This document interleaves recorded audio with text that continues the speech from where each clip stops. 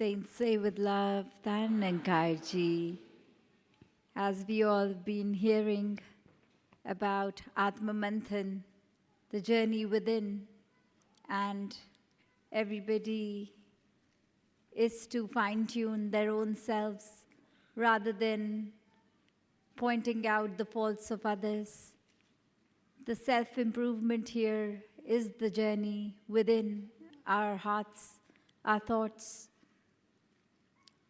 Like some of you must have heard about this famous experiment that happened some time back, where there was like a group discussion and a person was specifically designed to be more smarter and more confident than the rest of the group. And the purpose was to see how the rest of the group now reacts towards this person who is so-called on a higher IQ and confidence level than them. And as the discussion went on, this person now outsmarted everybody and started saying the right things with the right timing. And now there was some of them who were secretly getting jealous, secretly now wanting to oversmart that oversmart person. And suddenly, while this discussion is going on, that person drops a cup of coffee and spills it. And now suddenly the likings change.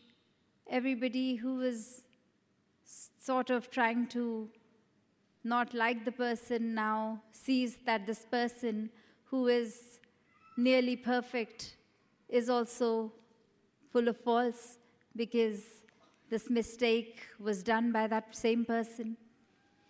And now, as a result, even they start liking him again because now they see that the ideal self, the perfection is not there all the time, and everybody in the end is just human with their flaws. And these flaws, the mistakes, they are what makes everybody human. And the people who actually now self-reflect do this introspection, not just with their heads, but with their hearts, and see that it's okay to make mistakes as long as you acknowledge the mistakes and do something about it so that it doesn't repeat in future. But a person who wouldn't even acknowledge their mistakes, that person will not ever be able to improve. Because to improve, you have to, just like the doctors, they diagnose first and then give the medicines. But if there is no diagnosis, there won't be any medicines, hence no cure. So the same way that a person, if reflecting within, sees that this Almighty, this Nirakar, resides within us, outside us, and the truth that never changes with time is this power, the truth, the light, whichever name we want to call it by. And once this faith comes in, and we know that we see everybody as this reflection of this God, and now the improvements start within us, and we start respecting everybody the way we would respect God. We no longer keep biasness. We see everybody as the reflection, as wonderful, not seeing their flaws, and if at all flaws to be seen, should be just mine and only mine. And the way it's often said that in this life, you can accomplish whatever you want to. You can be as smart, and you should rather put in more efforts to achieve whatever life brings your way. But in the end, if you are a human being with a heart that contains all the human values, that is what makes you human, not just the physical body of a human. जो भी बनो मुबारक है, पर पहले बस इंसान बनो.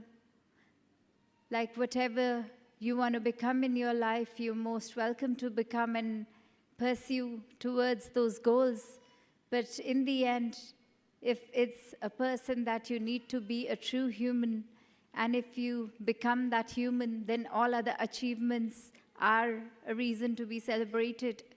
But if you are not, then regardless of you are best in your profession, you still won't be in the same platform as somebody who's probably not doing so well in their careers, but they are wonderful human beings. So the difference now comes in how much I want to change, how much I want to imbibe, how much I want to align myself with the way it's said that God made man in its own reflection. How close do I live, I think, about everybody? Is there hatred within my heart? Is there division within me? Are my thoughts getting so biased that I prefer some over the other just because they don't look like me, they don't eat the kind of food that I do, they are not culturally same as me, the languages, be it any other barrier. So the crust remains that, as in the experiment as well, when the people who are okay with making mistakes and still getting those corrected, put in the effort that, fine, it's okay to make mistakes as long as there is improvement and no scope of doing the same mistake again. And this is the way we sometimes in life become so microscopic when it comes to others' mistakes towards us. But when it comes to us doing the mistakes, we in our hearts and our heads are like, it's okay, it's just a mistake. Why are the other people making such a fuss about it? And when it comes to others doing the same, we want to then get into nitty-gritties that, no, this specific word that came out from that person was so wrong. The person could have replaced this word and used like a much subtle word instead, not so harsh. And when it comes to us, we then start blaming other things that, oh, I spoke this harsh sentence because this certain factor happened. So where is the internalization then? It's very easy to point fingers, but when it comes to our own selves, what are we doing about it?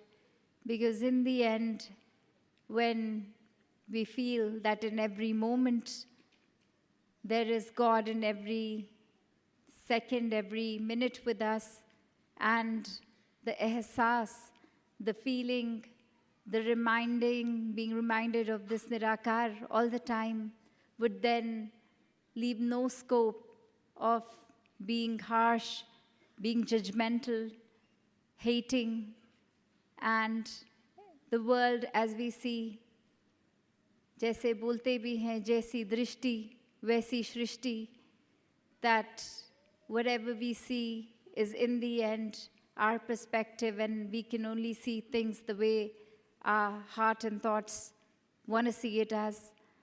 So may Nirakar bless all of us that in every minute, every second, we end up just improving ourselves rather than judging everybody for their own mistakes.